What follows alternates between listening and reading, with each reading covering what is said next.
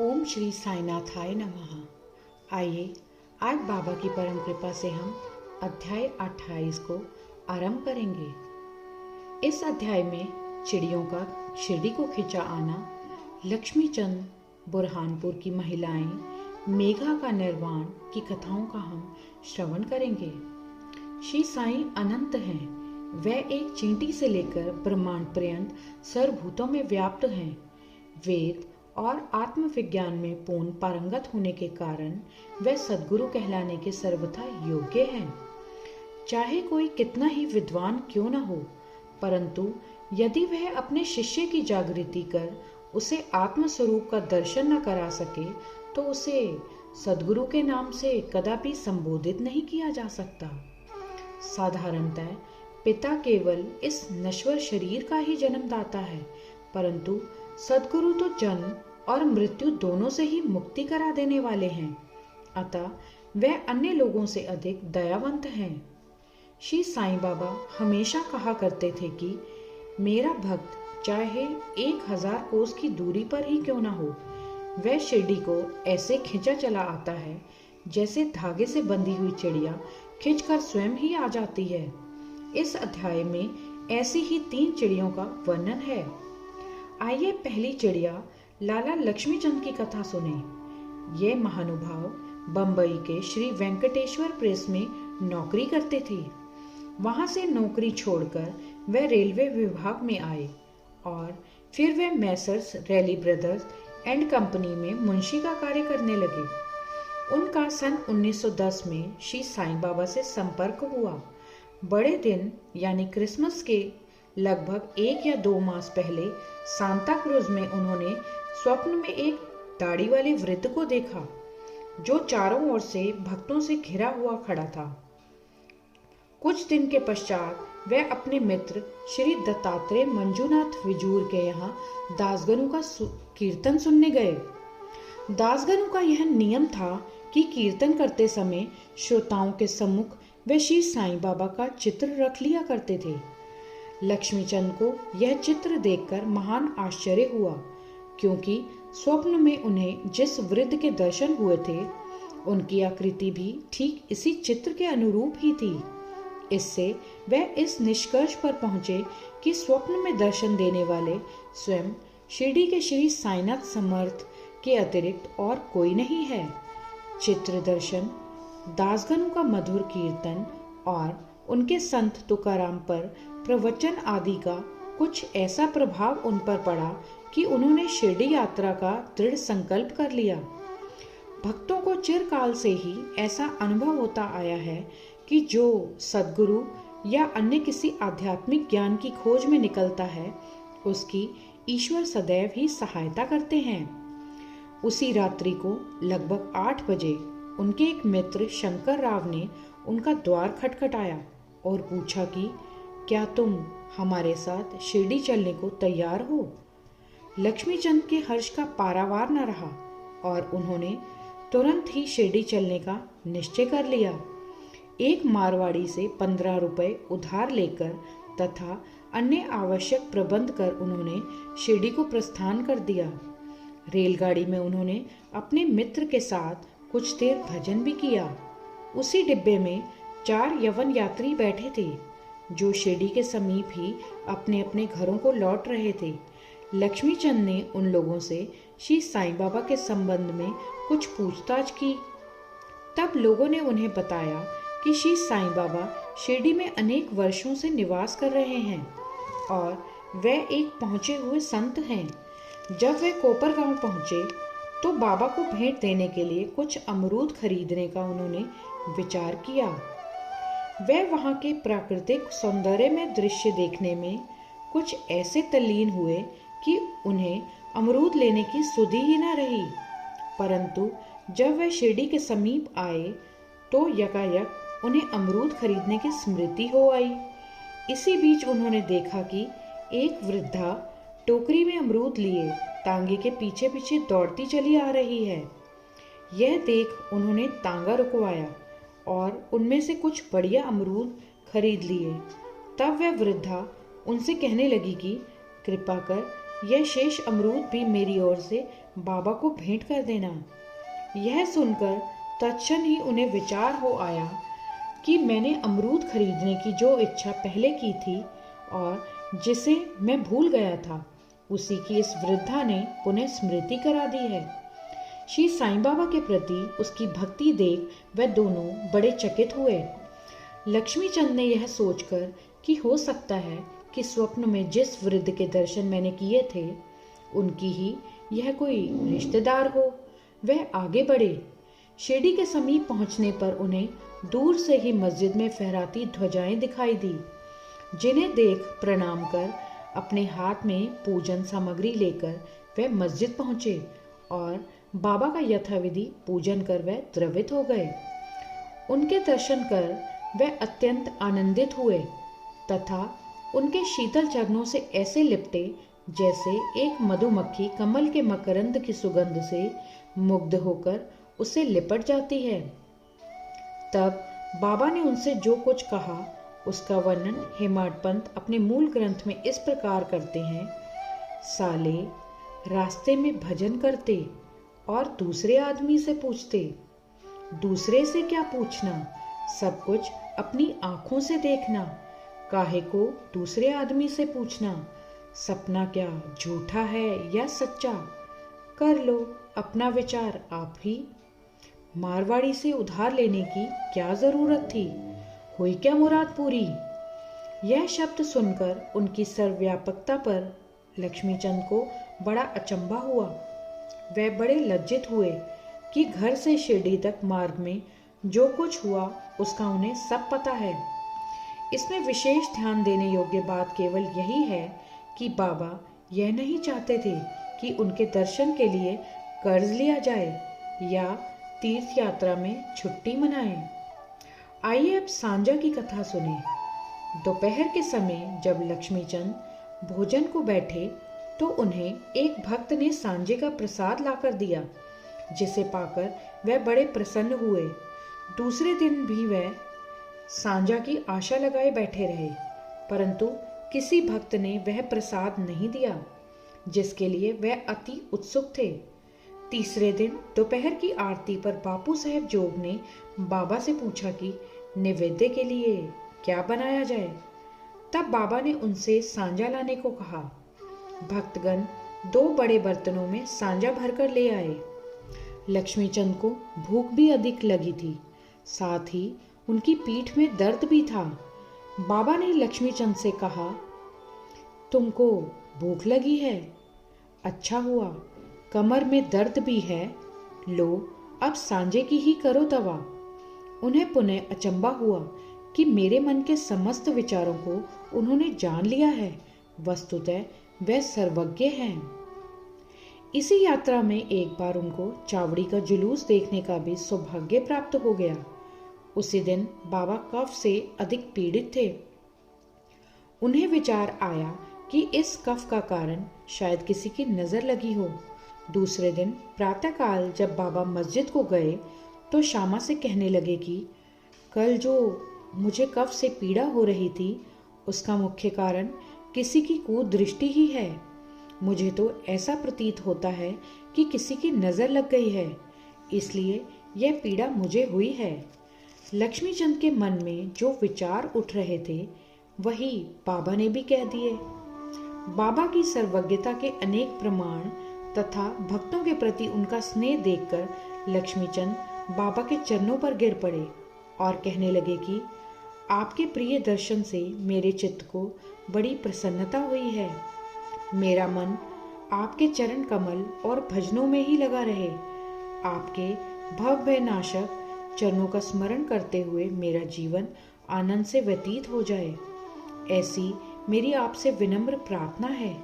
बाबा से आशीर्वाद तथा उदी लेकर वह मित्र के साथ प्रसन्न और संतुष्ट होकर मार्ग में उनकी कीर्ति का गुणगान करते हुए घर वापस लौट आए और सदैव उनके अनन्य भक्त बने रहे। शिरडी जाने वालों के हाथ वे उनको हार, कपूर और दक्षिणा भेजा करते थे। आइए अब दूसरी चिड़िया का वर्णन करेंगे। एक दिन बुरहानपुर में एक महिला ने स्वप्न में देखा कि श्री साईं बाबा उनके द्वार पर खड़े भोजन के लिए खिचड़ी मांग रहे हैं। उसने उठकर देखा तो द्वार पर कोई भी नहीं था। फिर भी वह प्रसन्न हुई और उसने यह स्वप्न अपने पति तथा अन्य लोगों को सुनाया। उसका पति डाक विभाग में नौकरी करता था। वे दोनों ही बड़े धार्मिक थे। जब उसका स्थानांतरण अकोला को हुआ तो दोनों ने शिरडी जाने का निश्चय किया और एक शुभ दिन उन्होंने शिरडी को प्रस्थान कर दिया। मार्ग में गोमती तीर्थ होकर वे शिरडी पहुंचे और वहां 2 माह तक ठहरे। प्रतिदिन वे मस्जिद जाते और बाबा का पूजन कर आनंद से अपना समय व्यतीत करते थे। यद्यपि दंपति खिचड़ी का नैवेद्य भेंट करने को ही आए थे, परंतु किसी कारणवश उन्होंने 14 दिनों तक उन्हें ऐसा संयोग प्राप्त नहीं हो सका। उनकी स्त्री इस कार्य में अब अधिक विलंब नहीं करना चाहती थी। इसलिए जब 15वें दिन दोपहर के समय वह खिचड़ी लेकर मस्जिद में पहुंची तो उसने देखा कि बाबा अन्य लोगों के साथ भोजन करने बैठ चुके हैं। पर्दा गिर चुका था, जिसके पश्चात किसी का साहस नहीं था कि वह भीतर प्रवेश कर सके, परंतु वह एक क्षण भी प्रतीक्षा न कर सकी और हाथ से पर्दा हटाकर भीतर चली आई। बड़े आश्चर्य की बात थी कि उसने देखा कि बाबा की इच्छा उस दिन सबसे पहले खिचड़ी खाने की ही थी, जिसकी उन्हें आवश्यकता थी। जब वह थाली लेकर भीतर आई तो बाबा को बड़ा हर्ष हुआ और वह उसी में से खिचड़ी के ग्रास लेकर खाने लगे। बाबा की ऐसी उत्सुकता देख प्रत्येक को बड़ा आश्चर्य हुआ और जिन्होंने यह खिचड़ी की वार्ता सुनी उन्हें भक्तों के प्रति बाबा का असाधारण स्नेह देखकर बड़ी प्रसन्नता हुई।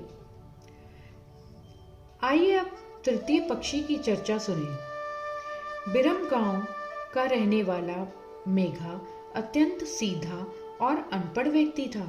वह राव बहादुर हरिविनायक साठे के यहाँ रसोइये का काम किया करता था। वह शिव जी का परम भक्त था और सदैव पंचाक्षरी मंत्र नमः शिवाय का जाप किया करता था। संध्योपासना आदि का उसे कुछ भी ज्ञान नहीं था। यहाँ तक कि वह संध्या के मूल गायत्री मंत्र को भी नहीं जानता था।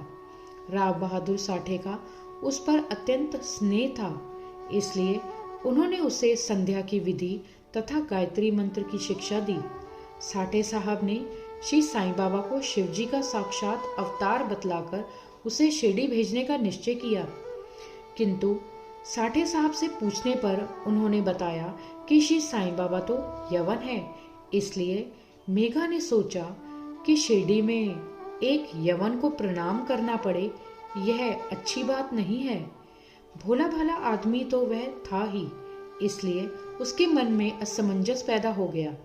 तब उसने अपने स्वामी से प्रार्थना की कि कृपा कर मुझे वहां नहीं भेजें, परंतु साठे साहब कहाँ मानने वाले थे। उनके सामने मेघा की एक न चली। उन्होंने उसे किसी प्रकार शिरडी भेज दिया तथा उसके द्वारा अपने ससुर गणेश दामोदर उपनाम दादा केलकर को, जो शिरडी में ही रहते थे, एक पत्र भेजा कि मेघा का परिचय बाबा से करा देना। शिरडी पहुंचने पर जब वह मस्जिद में घुसा तो बाबा अत्यंत क्रोधित हो गए और उसे उन्होंने मस्जिद में आना मना कर दिया। वह गर्जन कर कहने लगे कि इसे बाहर निकाल दो। फिर मेघा की ओर देखकर कहने लगे कि तुम तो एक उच्चकुलीन ब्राह्मण हो और मैं निम्न जाति का एक यवन। तुम्हारी जाति भ्रष्ट हो जाएगी, इसलिए यहाँ से बाहर निकल जाओ। यह शब्द सुनकर मेघा कांप उठा। उसे बड़ा विस्मय हुआ कि जो कुछ उसके मन में विचार उठ रहे थे उन्हें बाबा ने कैसे जान लिया। किसी प्रकार वह कुछ दिन वहां ठहरा और अपनी इच्छानुसार सेवा भी करता रहा, परंतु उसकी इच्छा तृप्त नहीं हुई। फिर वह घर लौट आया और वहां से त्र्यंबक को चला गया। वर्ष भर के पश्चात पुनः शिरडी आया और इस बार दादा केलकर के कहने से उसे मस्जिद में रहने का अवसर प्राप्त हो गया। साईं बाबा मौखिक उपदेश द्वारा मेघा की उन्नति करने के बदले उसका आंतरिक सुधार कर रहे थे। उसकी स्थिति में पर्याप्त परिवर्तन होकर यथेष्ट प्रगति हो चुकी थी और अब तो वह श्री साईं बाबा को शिव जी का ही साक्षात अवतार समझने लगा।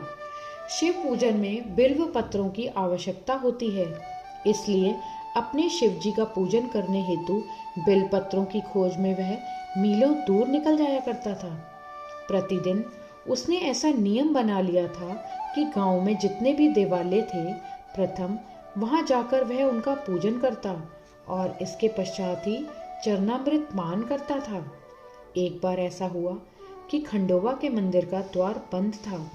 इस कारण वह बिना पूजन किए ही वहां से लौट आया और जब वह मस्जिद में आया तो बाबा ने उसकी सेवा स्वीकार नहीं की तथा उसे पुनः वहां जाकर पूजन कर आने को कहा और उसे बतलाया कि अब मंदिर के द्वार खुल गए हैं। मेघा ने जाकर देखा कि सचमुच मंदिर के द्वार खुले थे। जब उसने लौटकर यथाविधि पूजा की, तब कहीं बाबा ने उसे अपना पूजन करने की अनुमति दी। आइए गंगा स्नान की कथा सुने। एक बार मकर संक्रांति के अवसर पर मेघा ने विचार किया कि बाबा को चंदन का लेप करूं तथा गंगा जल से उन्हें स्नान कराऊं। बाबा ने पहले तो इसके लिए अपनी स्वीकृति नहीं दी, परंतु उसकी लगातार प्रार्थना के उपरांत उन्होंने किसी प्रकार स्वीकार कर लिया। गोदावरी नदी का पवित्र जल लाने के लिए मेघा को 8 कोस का चक्कर लगाना पड़ा। वह जल लेकर लौट आया और दोपहर तक पूर्ण व्यवस्था कर ली। तब उसने बाबा को तैयार होने की सूचना दी। बाबा ने पुनः मेघा से अनुरोध किया कि मुझे इस झंझट से दूर ही रहने दो। मैं तो एक फकीर हूँ, मुझे गंगा जल से क्या प्रयोजन। परंतु मेघा कुछ सुनता ही नहीं था। मेघा की तो यह दृढ़ धारणा थी कि शिवजी गंगा जल से अधिक प्रसन्न होते हैं, इसलिए ऐसे शुभ पर्व पर अपने शिवजी यानी बाबा को स्नान कराना हमारा परम कर्तव्य है। अब तो बाबा को सहमत होना ही पड़ा और नीचे उतरकर वह एक लकड़ी के तख्त पर बैठ गए और अपना मस्तक आगे करते हुए कहने लगे, अरे मेघा, कम से कम इतनी कृपा तो करना कि केवल मेरे सिर पर ही पानी डालना। सिर शरीर का प्रधान अंग है और उस पर पानी डालना ही पूरे शरीर पर पानी डालने के सदृश है। मेघा ने अच्छा अच्छा कहते हुए बर्तन उठाकर सिर पर पानी डालना प्रारंभ किया। ऐसा करने से उसे इतनी प्रसन्नता हुई कि उसने उच्च स्वर में हर हर गंगे कहते हुए समूचे बर्तन का पानी बाबा के संपूर्ण शरीर पर उड़ेल दिया और फिर पानी का बर्तन एक ओर रखकर वह बाबा की ओर निहारने लगा। उसने देखा कि बाबा का तो केवल सिर ही भीगा है और शेष भाग ज्यों का त्यों बिल्कुल सूखा ही है। यह देखकर उसे बड़ा आश्चर्य हुआ। त्रिशूल और पिंडी की कथा। मेघा बाबा को 2 स्थानों पर पूजा करता था। पहले वे मस्जिद में, फिर वाड़े में नाना साहब चंदोरकर द्वारा प्राप्त उनके बड़े चित्र को। इस प्रकार यह क्रम 12 मास तक चलता रहा। बाबा ने उसकी भक्ति तथा विश्वास दृढ़ करने के लिए उसे दर्शन दिए। एक दिन प्रातःकाल मेघा जब अर्ध निद्रावस्था में अपनी शैया पर पड़ा हुआ था, तभी उसे उनके दर्शन हुए। बाबा ने उसे जागृत जानकर अक्षत फेंके और कहा कि मेघा, त्रिशूल लगाओ। इतना कहकर वह अदृश्य हो गए। उनके शब्द सुनकर उसने उत्सुकता से अपनी आंखें खोली, परंतु देखा कि कोई नहीं है, केवल अक्षत ही यहाँ वहाँ बिखरे पड़े हैं। तब वह उठकर बाबा के पास गया और उन्हें अपना स्वप्न सुनाने के पश्चात उसने उन्हें त्रिशूल लगाने की आज्ञा मांगी। बाबा ने कहा कि क्या तुमने मेरे शब्द नहीं सुने कि त्रिशूल लगाओ? वह कोई स्वप्न नहीं, वरन मेरी प्रत्यक्ष आज्ञा थी। मेरे शब्द सदैव अर्थपूर्ण होते हैं, थोथे पोचे नहीं। मेघा कहने लगा कि आपने दया कर मुझे निद्रा से तो जागृत कर दिया है, परंतु सभी द्वार पूर्वत ही बंद देखकर मैं मूढ़मती भ्रमित हो उठा हूँ कि कहीं स्वप्न तो नहीं देख रहा। बाबा ने आगे कहा कि मुझे प्रवेश करने के लिए किसी द्वार की आवश्यकता नहीं है। न मेरा कोई रूप ही है और न ही कोई अंत। मैं सदैव सर्वभूतों में व्याप्त हूँ। जो मुझ पर विश्वास रखकर सतत मेरा ही चिंतन करता है, उसके सब कार्य मैं स्वयं ही करता हूँ और अंत में उसे श्रेष्ठ गति देता हूँ। मेघा वाड़े को लौट आया और बाबा के चित्र के समीप ही दीवार पर एक लाल त्रिशूल खींच दिया। दूसरे दिन एक रामदासी भक्त पुणे से आया। उसने बाबा को प्रणाम कर शंकर की एक पिंडी भेंट की। उसी समय मेघा भी वहां पहुंचे। तब बाबा उनसे कहने लगे कि देखो, शंकर भोले आए हैं, अब उन्हें संभालो। मेघा ने पिंडी को देखा तो उसे महान विस्मय हुआ। वह वाड़े में आया। इस समय काका साहेब दीक्षित स्नान के पश्चात सिर पर तौलिया डाले साईं नाम का जाप कर रहे थे। तभी उन्होंने ध्यान में एक पिंडी देखी जिससे उन्हें कौतूहल सा हो गया था। उन्होंने सामने से मेघा को आते देखा। मेघा ने बाबा द्वारा प्रदत्त वह पिंडी काका साहेब दीक्षित को दिखाई। पिंडी ठीक वैसी ही थी जैसा कि उन्होंने कुछ घड़ी पूर्व ध्यान में देखी थी। कुछ दिनों में जब त्रिशूल का खींचना पूर्ण हो गया तो बाबा ने बड़े चित्र के पास ही उस पिंडी की स्थापना कर दी। मेघा को शिव पूजन से बड़ा प्रेम था। त्रिपुंड खींचने का अवसर देखकर तथा पिंडी की स्थापना कर बाबा ने उसका विश्वास दृढ़ कर दिया। इस प्रकार कई वर्षों तक लगातार दोपहर और संध्या को नियमित आरती तथा पूजन कर सन 1912 में मेघा परलोकवासी हो गया।